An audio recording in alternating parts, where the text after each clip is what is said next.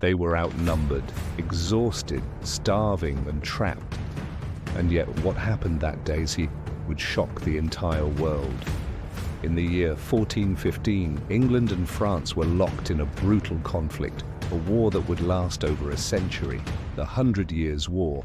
King Henry V of England, young, ambitious, determined, invaded France with a bold plan to claim the French throne. But things did not go as expected. After months of campaign, his army was weakened, disease spread, food ran low, men collapsed from exhaustion.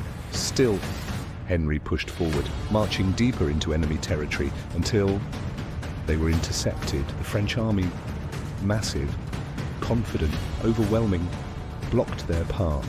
They had more soldiers, more knights, more power.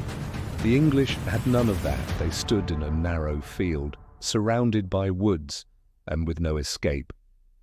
Rain had fallen all night. The ground turned into thick mud. Heavy armor became a curse. Every step a struggle. The French believed this would be easy. A simple victory, a complete destruction. They were wrong. Henry V made a decision. A risky one, a desperate one. He positioned his army not for strength, but for survival. And behind them stood the key to everything, the longbowmen, men with simple bows, but deadly precision. They planted sharpened stakes into the ground, waiting. Then the French advanced, thousands of armored knights moving forward, slowly through the mud. The ground swallowed them, their weight dragged them down. And then the arrows came, a storm of death. Thousands of arrows falling from the sky, piercing armor, hitting horses, breaking formation. The French line collapsed into chaos. Men fell, trampled, crushed, suffocated in the mud. Those who survived reached the English line, but they were already exhausted. The English fought back, not with elegance, but with desperation. Knives, axes, hands. It became a slaughter. The narrow field trapped them all. The more the French pushed forward, the more they died. Their own numbers became their greatest weakness. Hours passed. The battlefield turned silent.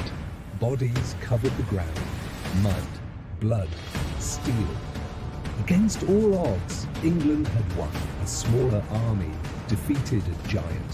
Thousands of French soldiers never returned home. And Henry V became a legend. But this victory was not just about strength. It was about strategy, position, timing, and one crucial mistake made by the enemy. They underestimated the terrain, the conditions, and the men they were facing.